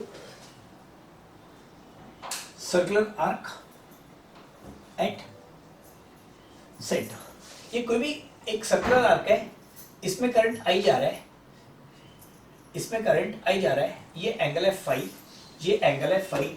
तो यहाँ पे मैग्नेटिक फील्ड जो आएगी वो इस तरह से आएगी और मैग्नेटिक फील्ड होगी mu naught by 4 pi I five by radius, I five by radius. तो अब सर्किल का फॉर्मूला मत याद कीजिएगा, आर्क का कीजिएगा। अगर ये पूरा सर्कल बन जाता है तो फाई कितना आ जाएगा 2 पाई, तो फाई कितना आ जाएगा 2 पाई, तो फाई आ जाएगा 2 पाई। अभी क्वेश्चन लेते हैं।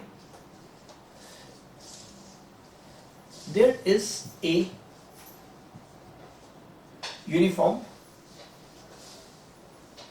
circular ring with, there is a circular ring with uniform resistance per unit length। तो इसको पॉलीगन से मत कीजिएगा, एक बार ड्राइव कर लीजिएगा, इसको एक बार ड्राइव करके कीजिएगा।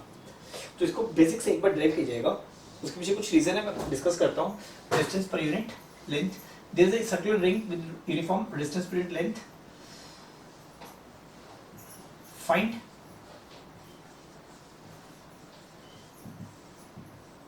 Magnetic field at centre.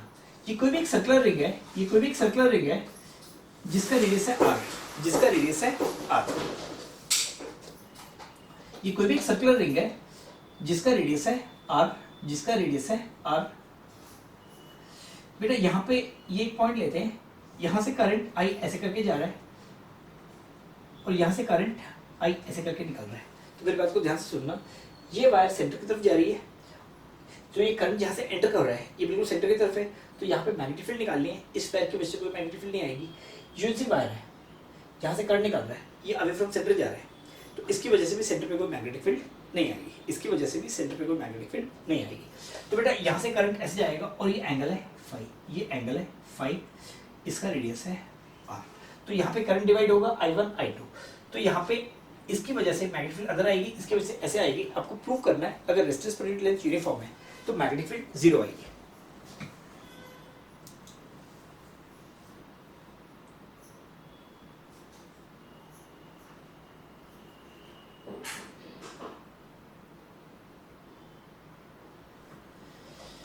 तो बेटा इसको प्रूव करने के बाद बच्चे फंसते कहाँ पे हैं? ये क्वेश्चन कई बार इस तरह से दिया जाता है, ये एक सर्कुलर रिंग है, ये एक सर्कुलर रिंग है, यहाँ से करंट आई ऐसे डाल दिया, यहाँ से करंट आई ऐसे डाल दिया। अब आपको पता है ऊपर की हाफ की वजह से मैग्नेटिक फील्ड और उसकी हाफ की वजह से बराबर आएगी, क्योंकि करंट सेम है, क्योंकि करंट सेम है।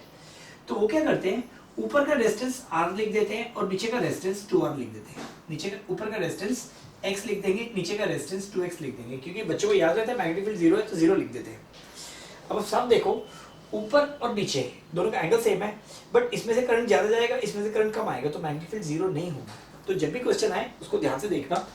इसमें जनरली एक बाउंसर डालते हैं, ऊपर का रेजिस्टेंस दे देते हैं, नीचे का रेजिस्टेंस डबल बोल देते हैं, तो बच्चे उस पर ध्यान नहीं देते और सेंटर पे मैग्नेटिक फील्ड एक 0 ऑप्शन दिया होता है, बच्चे 0 पे टिक करते हैं, क्योंकि ये यहाँ से निकाला जाए, यहाँ से निकाला जाए, फाई कुछ भी हो, मैग्नेटिक फील्ड 0 आएगी provided resistance per unit length uniform हो। यहाँ पे resistance per unit length uniform नहीं है।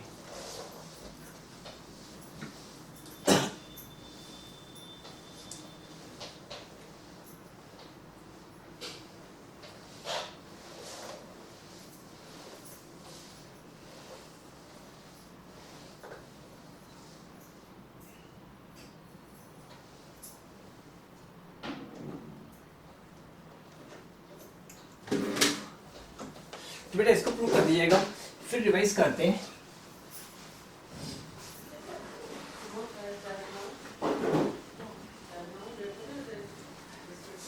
तो बेटा magnetic force on A current carrying loop in uniform field is 0। Magnetic force on A current carrying loop, क्योंकि current carrying loop dipole है, dipole को यूनिफॉर्म फील्ड में रखेंगे तो फोर्स आएगी 0। तो magnetic force on complete circuits, तो यहाँ पे नोट करेंगे, यहाँ पे नोट करेंगे मैग्नेटिक फोर्स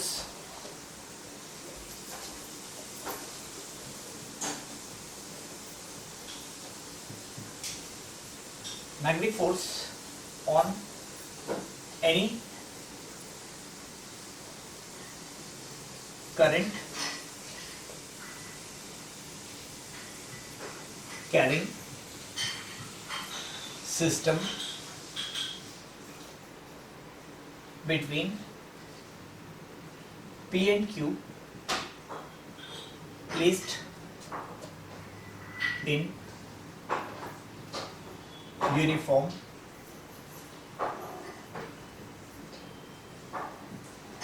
बेटा हमारे पास कोई भी एक बॉक्स है, यहाँ पे इसके अंदर करंट कैसे भी हो रहा है, ये पॉइंट P है और ये पॉइंट Q है, ये करंट का एंट्री पॉइंट है और ये करंट का एग्जिट पॉइंट है, ये करंट का एग्जिट पॉइंट है।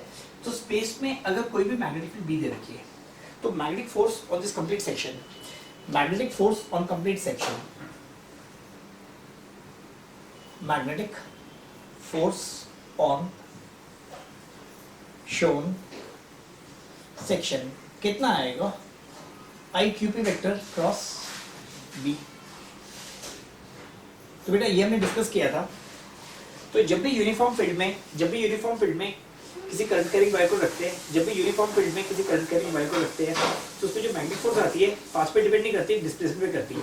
तो करंट इस पास से जाए, इस पास से जाए, इस पास से जाए, मैग्नेटिक फोर्स किस पे डिपेंड करती है, डिस्प्लेसमेंट। तो करंट जिस पास से जा रहा है सारे करंट को स्ट्रेट पास से डाल दो, अब सारे करंट को स्ट्रेट पास से डाल दो, तो स्ट्रेट वायर में मैग्नेटिक फोर्स कितनी होगी, आई क्रॉस बी। तो इसका मतलब कोई भी एक सर्किट है अंदर, बेटा दिस इज ब्लैक बॉक्स, इसमें करंट डिस्ट्रीब्यूट हो रहा है, मुझे नहीं पता अंदर कैसे हो रहा है, मुझे नहीं पता अंदर कैसे हो रहा है। ये एंट्री पॉइंट है, वो एग्जिट पॉइंट है, यहाँ से करंट एंटर कर रहा है, वहाँ से एग्जिट कर रहा है, इसको एक यूनिफॉर्म मैग्नेटिक फील्ड में डाल दिया है, तो इसमें मैग्नेटिक फोर्स कितनी आएगी, I P Q cross B, I P Q cross B. तो कुछ क्वेश्चंस दे रहा हूँ। अब बेटा मेंस वगैरह में ऐसे छोटे छोटे क्वेश्चन दिए जाते हैं जिसको देख के डर लगना शुरू हो जाता है, जिसको देख के डर लगना शुरू हो जाता है।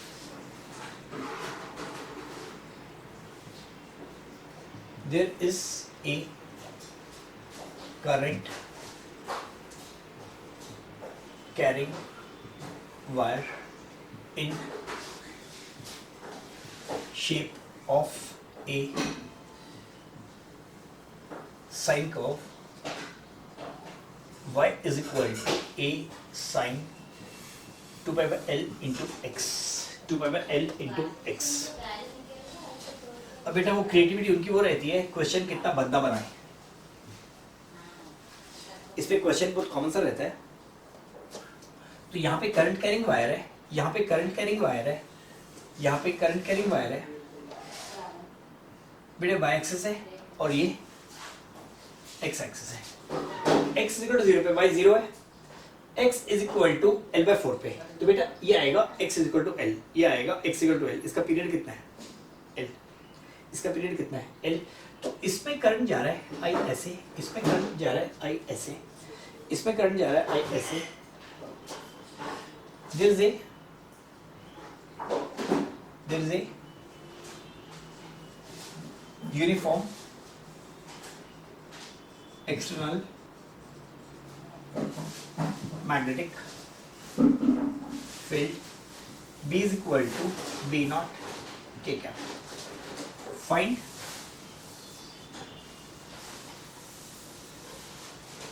magnetic force on wire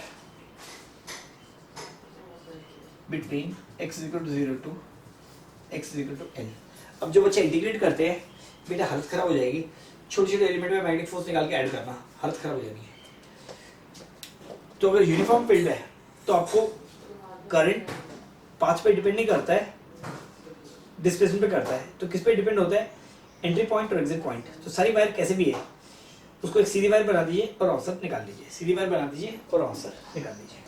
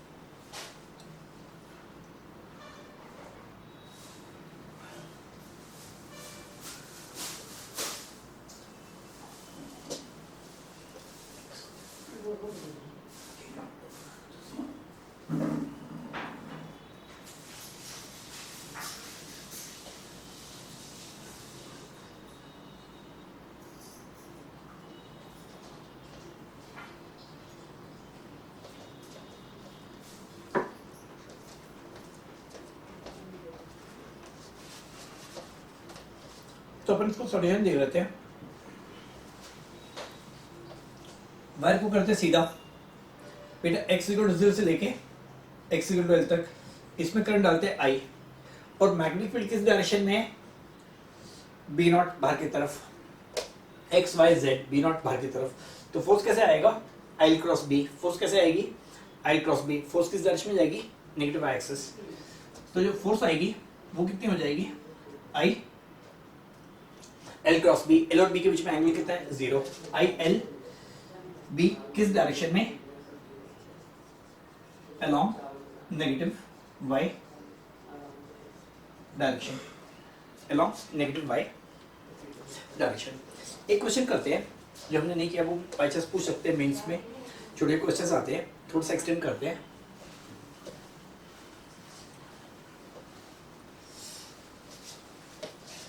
there is ए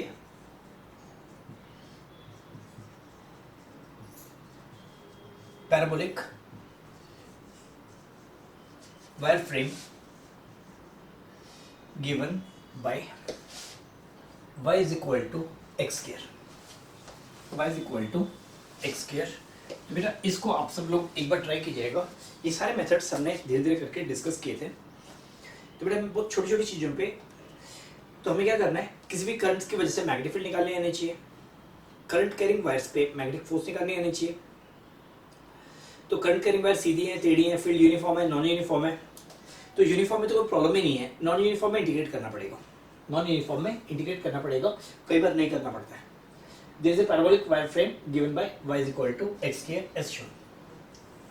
ये x एक्सिस और ये y एक्सिस, मैं इसी साइड का शो कर रहा हूँ, मैं इसी साइड का शो कर रहा हूँ। ये x is equal to a, तो y कितना आ जाएगा, b स्क्वायर। इसमें करंट I ऐसे जा रहा है, इसमें करंट I ऐसे जा रहा है।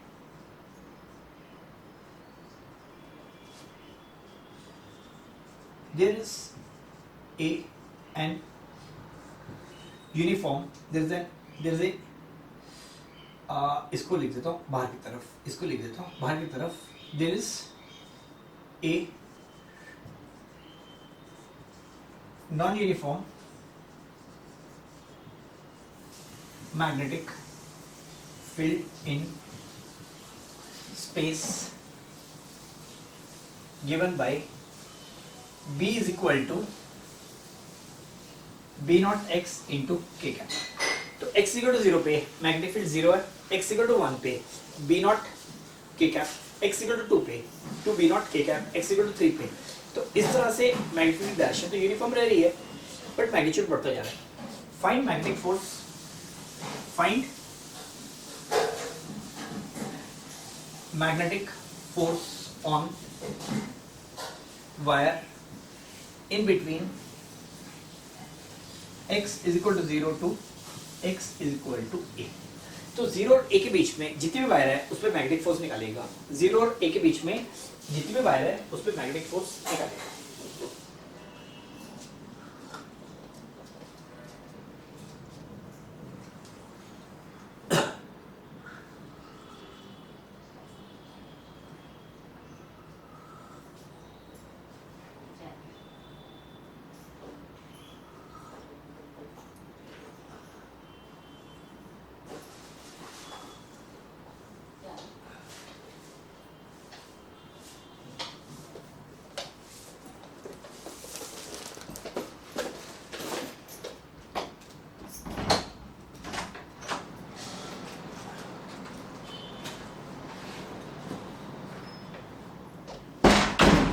तो बेटे जब भी उतना नए जनरल फॉर्मूले से हमें कैसे करना है, ये चीजें हमने वर्क एनर्जी थ्योरम में काफी किए थे। इंटीग्रेशंस कैसे करनी है बेटा, इस पॉइंट के कोऑर्डिनेट एक्स वाई, उस पॉइंट के coordinate X plus D X, Y plus D X. तो ये आ जाएगा डी एक्स और ये आ जाएगा डी वाई। तो ये लेंथ लेते हैं डी एल। तो हम क्या करते हैं, वायर को छोटे छोटे पार्ट्स में काट देते हैं, वायर को छोटे छोटे पार्ट्स में काट देते हैं। तो यहाँ पे सबसे पहले लेते हैं डी एल वेक्टर, ये कितना आएगा, डी एक्स आई कैप प्लस डी वाई जी कैप। तो बेटा मैं यहाँ पे सॉल्यूशन लिखना शुरू करता हूँ। y इक्वल टू कितना दिया हुआ है, एक्स स्क्वायर। तो ये कोई भी एक एलिमेंट लेते हैं 2D अगर कर्व होगा तो dx i cap plus dy j cap. Work done के लिए भी f डॉट ds लेते हैं, ds कितना आएगा, dx i cap plus dy j cap 2D में, 3D में इतना आएगा। ये छोटा सा करंट कैरिंग एलिमेंट है, छोटा सा करंट कैरिंग एलिमेंट है, इसमें जो भी मैग्नेटिक फोर्स आएगी तो बेटा वेक्टर फॉर्म में लिख लो I, ये करंट कितना जा रहा है I dl वेक्टर किस डायरेक्शन में लेना होता है, करंट की डायरेक्शन में, ध्यान रखना dl वेक्टर किस डायरेक्शन में लेना होता है, करंट की डायरेक्शन में। अगर करंट ऐसे आ रहा होता है dl को माइनस डालते हैं, dl को माइनस डालते हैं, छोटी छोटी चीजें ध्यान में रखनी है। I dl dx i cap plus dy j cap cross b, b कितना आ जाएगा b not x k cap, b not x k cap. अब आप जब इंटीग्रेट करेंगे dx के आगे अगर y आता है तो आपको एक इक्वेशन चाहिए, यानी कि वो चीज पाथ पे डिपेंड करती है, तो ये छोटी छोटी चीज याद कीजिएगा। अगर बिना पाथ की इंफॉर्मेशन के इंटीग्रेट हो जाता है तो आपको पाथ की इंफॉर्मेशन नहीं चाहिए। तो यहाँ पे देख लेते हैं इस पे फोर्स कितनी आएगी बेटा, i cap cross k cap, k cap cross i cap, j cap आता है तो ये कितना आएगा, यहाँ पे आ जाएगा i बेटा i, तो मैं इसको यहाँ पे लिख देता हूँ। पहली टर्म आएगी i dx b not x, तो लिख देते हैं i b not x dx i cap cross k cap minus j cap plus j cap cross i cap, j cap cross k cap, i cap plus i b not x dy into I cap. तो बेटा अब इसको integrate कीजिएगा, ये dx के सामने तो x है, ये पोर्शन तो नहीं चाहिए, इक्वेशन नहीं चाहिए, ये x और dy है।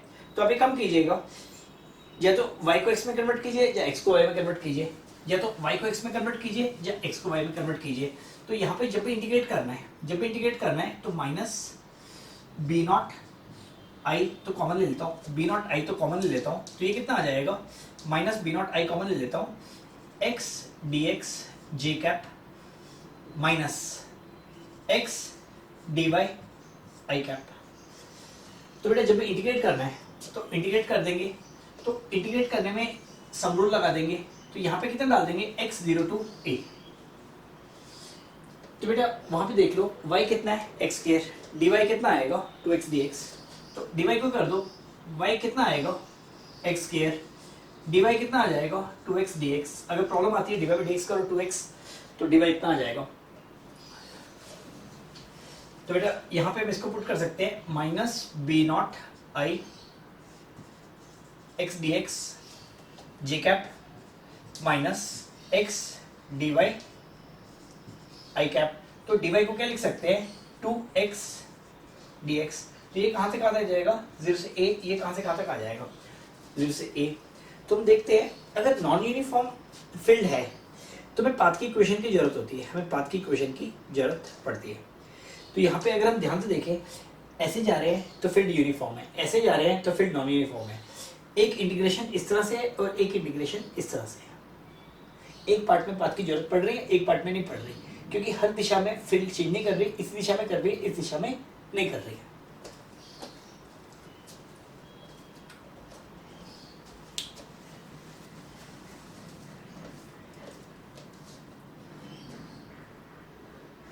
बेटा एक क्वेश्चन और दे रहा हूँ, इसको जरा ध्यान से कीजिएगा, एक क्वेश्चन और दे रहा हूँ, इसको जरा ध्यान से कीजिएगा, क्योंकि मैं बोल रहा था कई बार नॉन यूनिफॉर्म फील्ड आईटी में ऐसे क्वेश्चंस देते हैं जहाँ पे लगे मैं बहुत भारी भरकम काम करना पड़े, बट करना नहीं होता है, मेंस में भी ऐसे रहता है। तो नॉन यूनिफॉर्म फील्ड में जिन्हें इंटीग्रेट करना होता है, बट मैं बोला कई बार नहीं करना होता है, कई बार नहीं करना होता है। तो इस क्वेश्चन को लीजिएगा, there is a non uniform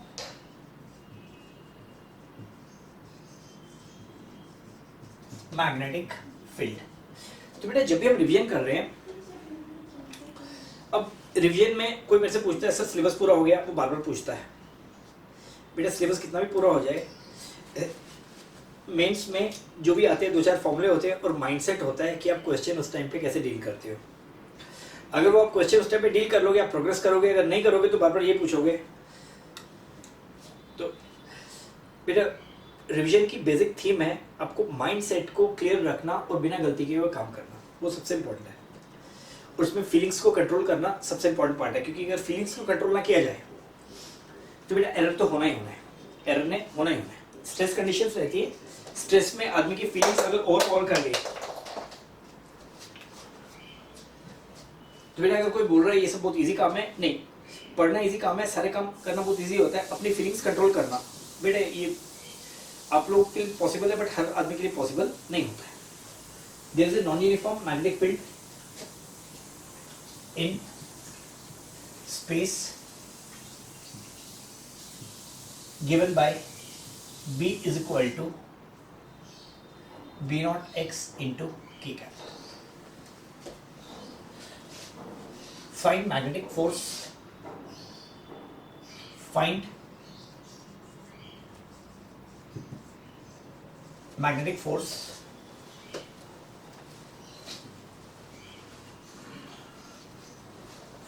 magnetic force on current carrying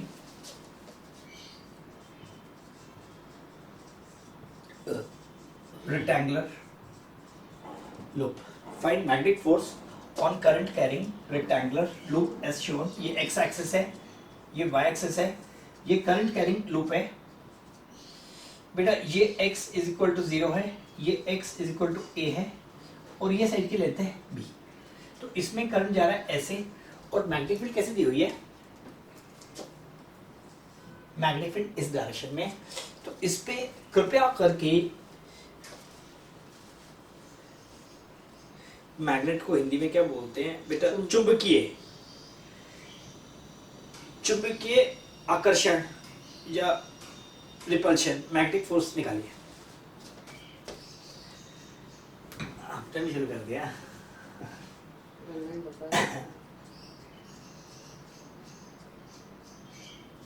अरे यार तो छोड़ देना पीछे, क्यों कर रहा है। अच्छा चल, मैं ये डांटा भी है तो बच्चों की तरह कर रहा है। कुछ कहा है तुझको मैंने, ऐसे डर क्यों रहा। फिर इसके मास्टर से हरबड़ होती है, आ जाए बोली मैंने वाह कुछ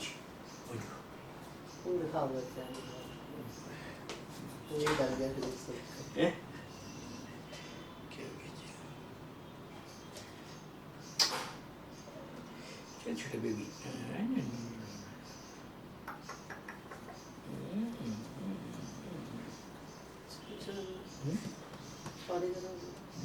कैमरे चली है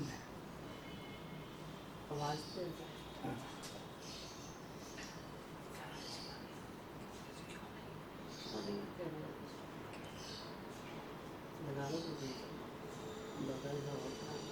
डगा देख। हाँ बेटा हैदराबाद में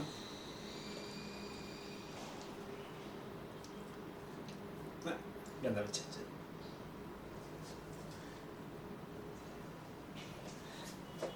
चल जा, अब जा पढ़ा दे।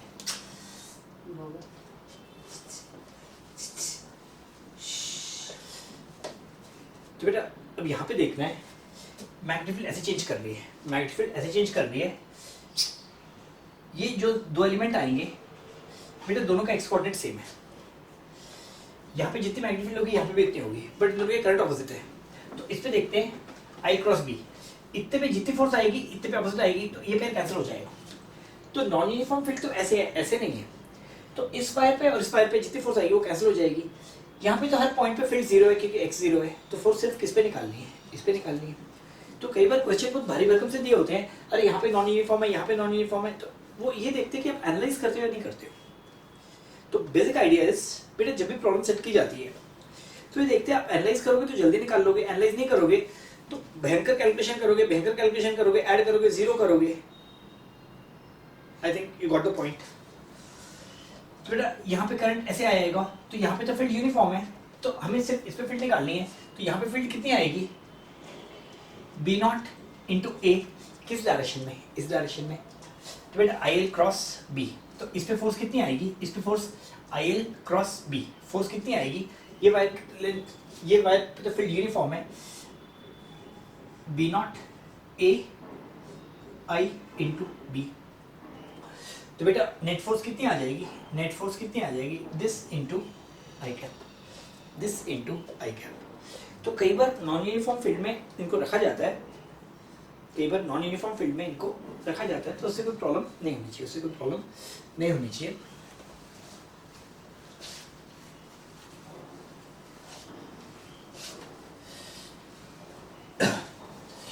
बेटा दो क्वेश्चंस डायपोलमेंट पे कर लेते हैं, अभी डायपोलमेंट पे एक एक करके सारे प्रैक्टिस कर लेते हैं।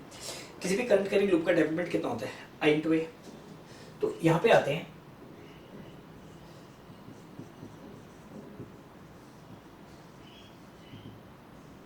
Dipole moment of a current carrying loop.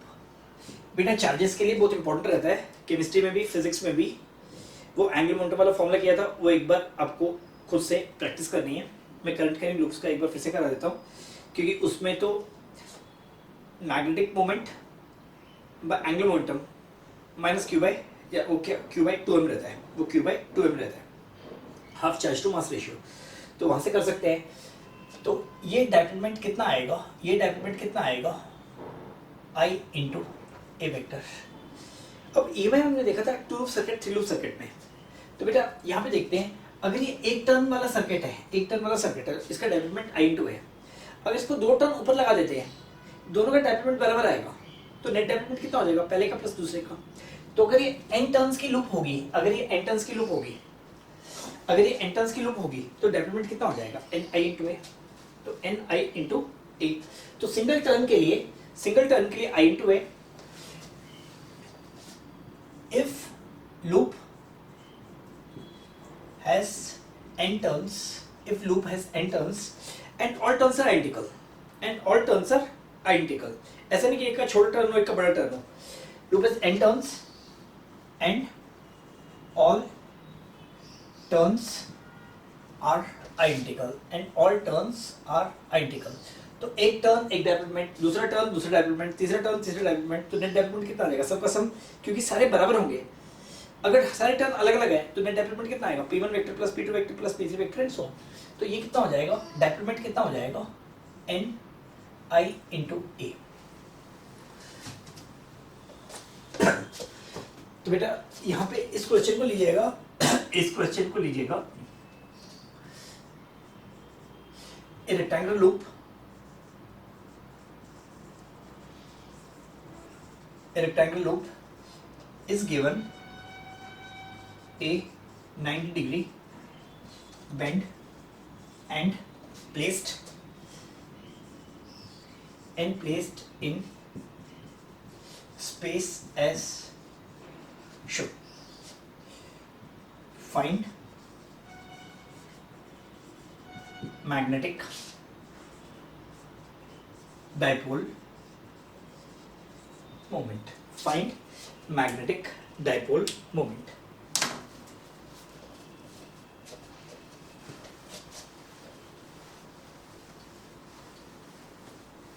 And find magnetic dipole moment. तो बेटा ये एक 90 डिग्री बेंड दिया हुआ है, ये एक 90 डिग्री बेंड दिया हुआ है। यहाँ से ये लूप ऐसे थी, ये लूप ऐसे थी, ऐसे रख के 90 डिग्री बेंड दे दिया और इस तरह से बना दिया। ये लेते हैं हम x एक्सिस, ये लेते हैं हम x एक्सिस, ये लेते हैं y एक्सिस, और ये लेते हैं z एक्सिस। यहाँ पे करंट ऐसे जा रहा है, ये साइड है a, ये साइड है b, और ये साइड है c। इसका डायपोलमेंट वेक्टर फॉर्म में निकालिए, इसका डायपोलमेंट वेक्टर फॉर्म में निकालिएगा। तो वो कॉस्ट लूप को सिंगल लूप सर्किट्स पसंद नहीं है, तो कॉस्ट लूप क्या करेगा, इसको टू लूप में कन्वर्ट करेगा।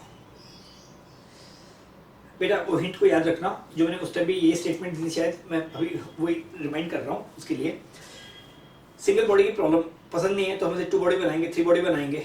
सिंगल लूप का सर्किट पसंद नहीं है तो 2 लूप करेंगे। तो ध्यान रखना, बीच में एक वायर डालेंगे जिसमें करंट ऐसे देंगे और ऐसे देंगे, तो 2 लूप बन जाएगी। तो आई इंटू वाला फॉर्मूला कब वैलिड होगा, जब करंट कैरिंग वायर बहुत थिन है और सारी एक प्लेन में है। अगर सारी वायर 2 प्लेन में आ जाए तो हम उसको 2 लूप से बांट देंगे, हम उसको 2 लूप्स में बांट देंगे। तो इसको याद रखिएगा।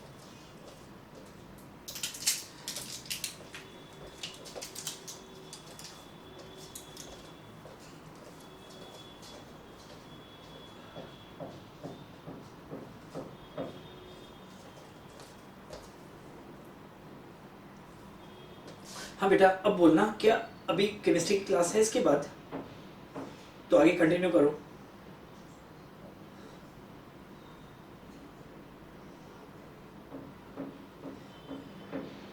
बेटा प्लीज रिस्पॉन्ड करना, अभी 9:45 से केमिस्ट्री की क्लास है, ऑफिशियल तो टाइम टेबल में दिया हुआ है, कल से नहीं दिया है।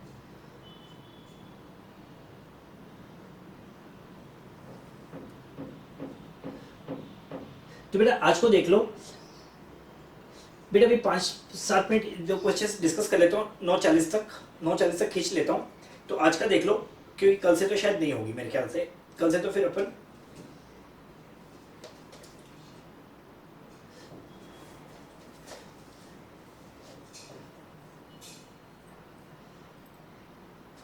तो बेटा मैं भी 10 मिनट को खींच लेता हूँ।